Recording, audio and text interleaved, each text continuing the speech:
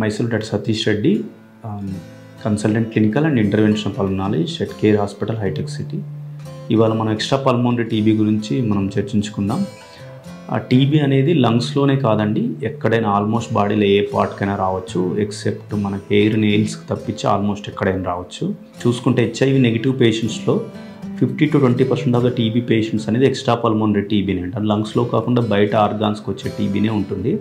HIV positive పేషెంట్స్లో తీసుకుంటే 40 to 50% ఉండొచ్చు.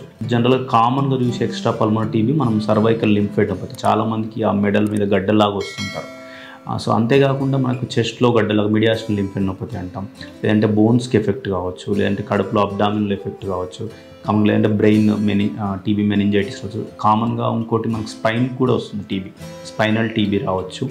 ఇవి కొంతమందికి జెనిటల్స్కి వస్తుంది. ఫీమేల్స్కి చాలామందికి వాళ్ళకి ఇన్ఫెర్టిలిటీతో ప్రజెంట్ అవుతారు. ఈ టీబీని మనకు యూట్రస్ కానీ ఫాలోపియన్ ట్యూబ్ కానీ ఎఫెక్ట్ అయ్యి వాళ్ళకి ఇన్ఫెర్టిలిటీతో ప్రజెంట్ అవుతుంటారు ఫీమేల్స్ కొద్దిమంది.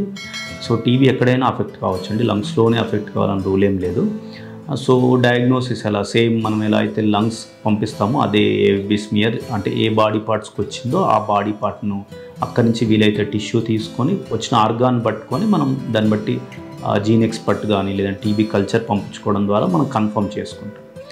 ఆ ట్రీట్మెంట్ వచ్చేసి సేమ్ మనకు అంటే జనరల్గా మోస్ట్ ఆఫ్ ద వాటికి 6 months ఉంటుంది. అదర్ న్యూరలాజికల్ కానీ బోన్ టీబీకి కానీ మనకు more than 6 months TB treatment ఇవ్వాల్సి వస్తుంది.